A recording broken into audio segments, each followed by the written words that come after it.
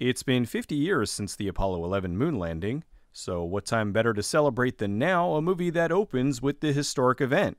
Moontrap is a 1989 sci-fi horror film from director Robert Dyke. Please don't demonetize me, YouTube bot. This is just the guy's last name. The movie opens with some footage of the moon landing. It's one small step for man, one giant leap for mankind. Anyway, it seems the moon's inhabited by graboids. Make that space robots. The lunar module blasts back into space. Aw, sad robot. He's just lonely. Cut to the far, far future of 1990. Space Shuttle pilot Jason Grant is lamenting how he's becoming nothing more than a glorified space trucker.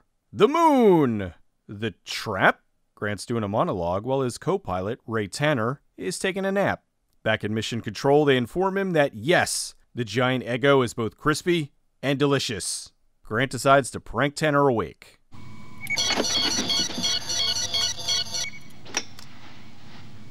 Not bad. Pretty quick. Oh, we have fun. After these shenanigans, Tanner tells Grant his porn star name. The Penetrator. The radar tells them there's something big headed their way. The scanner shows it's some sort of giant alien spaceship. Command requests one of the crew take a spacesuit out and investigate the ship. Grant flies, hovers, glides, I guess travels, over to the ship. He gets close to the ship and notices some strange hieroglyphics. I think this tells us how to unlock the Stargate. He finds a breach in the hull and inside a pod of some sort. So of course he does the smart thing and picks it up to bring back to the ship. Nothing good will come from this. It's an alien football. He turns around to see a corpse. The crew lands back on Earth. He died doing what he loved, singing opera. The scientists at NASA cut the corpse open to count the rings and discover it's 14,000 years old. The team leaves and the pod opens up to reveal a Volver? The tiny robot begins to tear the room apart to make itself a new body. You think they'd have better monitoring in this room? The robot uses the computer to contact the ship and tells it to go back to the moon and land in the Prometheus crater. Grant and Tanner agree they need to get back to the moon, and fast. They then stop in the cafeteria. An agent's investigating the lab, and she gets attacked by a ketchup dispenser. I'll have a coffee, hot chocolate soup. NASA security finds the dead agent and gets a message. What's the situation? My parents went away on a week's vacation. They notify them there's something downstairs that they need to blow up. Tanner kicks the coffee chocolate soup machine.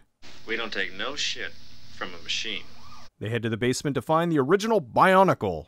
It's a combination of metal parts from the lab and the ribcage of the dead guy for some reason. They go to shoot it, but one scientist wants to go the peaceful route first. He goes to give the robot a hug, and it shoots him. Give us a sign. So now all bets are off. They unload on the robot, which does nothing.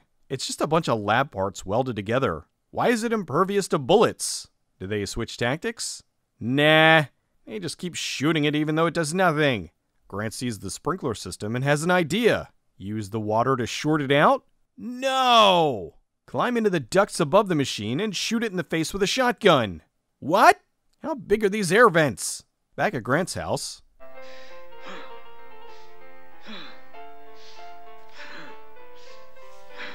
Ew, Dad, do that in the other room. Okay, he's doing push-ups. Credit where it's due. Not bad for a 52-year-old. Grant gets a call from Tanner, who's drunk at the local strip club. Tanner's discovered the quickest mode of transport to the moon. One of these days, bang! Zoom to the moon with you! Well, the 80s are alive and well in this club. Tanner tells Grant the mission's been approved. So, without further ado, You're going to the moon! they saved a lot of time and money by making this trip to the moon a quick transition. Tanner's driving around while Grant's having fun in zero gravity. I thought he was going to make moon snow angels. The two chat for a minute. This moon landing has been sponsored by Fisher-Price.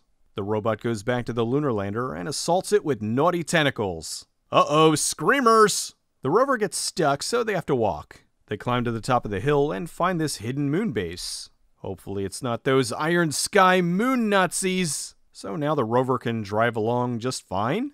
Right outside the base, they find bones. So Grant gets the space Uzis. They very slowly go into the structure. They go into the main chamber and find more dead people. Callista Flockhart, what are you doing here? In the middle of the room is a stasis chamber with a sleeping lady. Grant cleans off the chamber and accidentally opens it.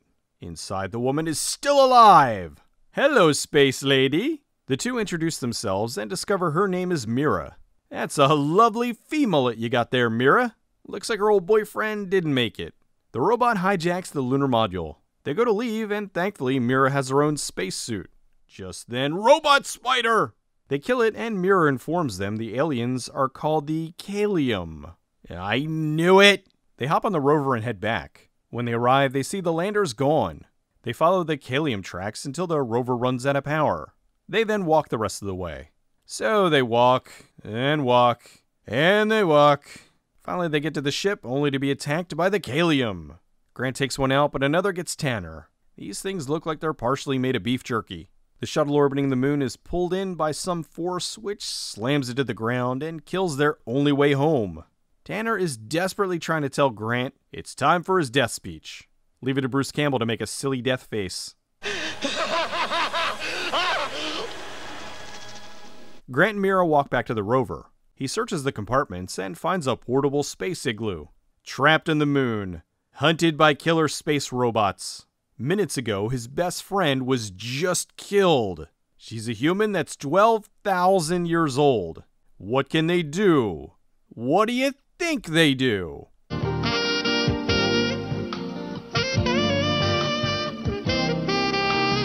Looks like they're members of the 238,858 Mile High Club. Or should I say the only members? Oh no, the Kaliums find Tanner's body. The freshly sexed duo suit up, only to hear an unusually crunchy sound coming from outside.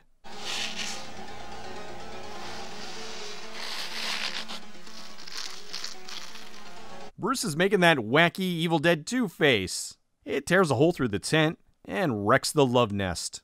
Good thing it didn't show up 2 minutes ago. Mira shoots him dead. The two are so overwhelmed they don't notice the giant robots behind them. They get knocked out and wake up on the ship. Now that the ship has the lunar lander, it can go to Earth. Sure. Grant looks around and comes to a shocking conclusion. That's what we are. Spare parts. He tells Mira, wait a minute. Going back a little bit. I don't think this was Mira in the spacesuit. Unless she was wearing a really tight sports bra.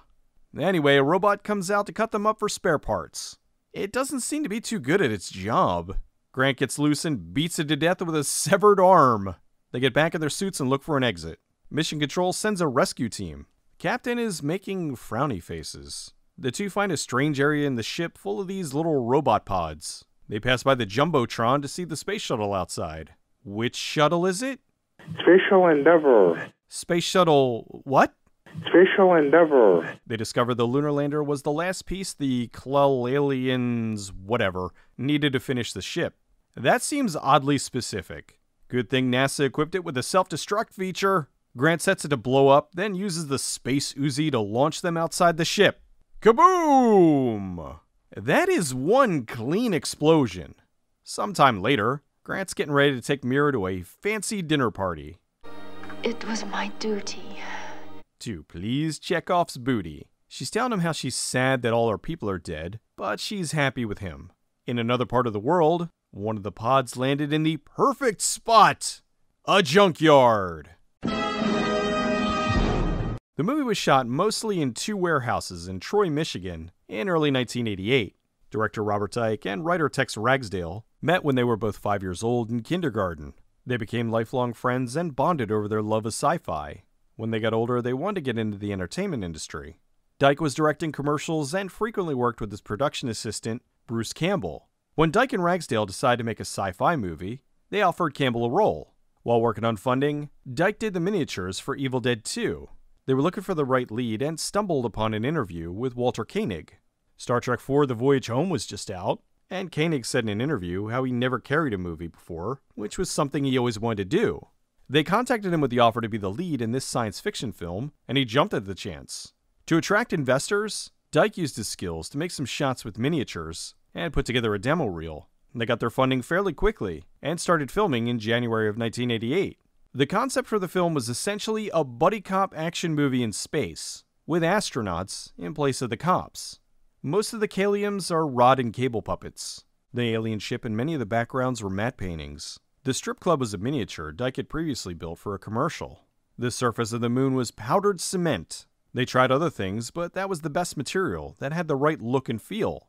Plus, it wasn't expensive, although it was a pain to film because it got everywhere, and probably wasn't the best thing for them to be breathing for 4 weeks. Actress Lee Lombardi played Mira. She was nervous about her nude scene, and to help make it easier for her, Koenig promised to keep eye contact with her the entire time. Meanwhile, Bruce Campbell wouldn't have been able to do the same. Lee was a hottie then. I'm sure she's a hottie now. And she was a very curvaceous girl who there was a lot to look at. I'm amazed he got through the scene, frankly. I'd be looking at her boobies the whole time, but that's just me. You know, I'm glad he got to do it. I'm jealous a little, frankly. Campbell also said his death on the moon was one of his best deaths. The rescue shuttle commander was Judy Leavitt, Walter Koenig's wife since 1965. They are still together. The scenes at Grant's home were shot in the director's home. Koenig's wearing a shirt with whales on it, as an homage to Star Trek IV. There was a tie-in comic that was released along with the movie. At the very end of the credits, there's a phone call with Grant worried that they didn't destroy all the Kaliums, which was setting things up for a sequel. It did happen, just not right away. After years of trying, they finally got the sequel underway in 2014, and it was released in 2017 as Moontrap: Target Earth.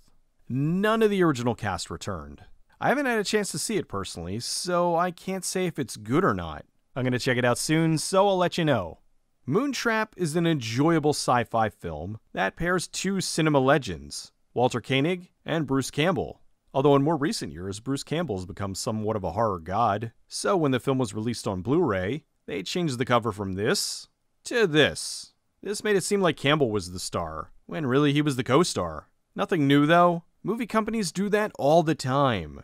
Speaking of the Blu-ray, it does look great, and everything is much crisper than the muddy full-frame VHS from almost 30 years ago. Although it does make it a little easier to see the miniatures, which may be a bad thing for some people. I love them, and for me, it just helps with the movie's charm. The movie did get a theatrical release, but it didn't do so well in the US. It did better overseas, but it's still pretty obscure. Campbell and Koenig admitted to being asked about the film in conventions occasionally, but Moontrap isn't replacing The Evil Dead or Star Trek anytime soon. Speaking of Star Trek, I'm pretty impressed with myself. I went this entire video without making a single nuclear vessels joke.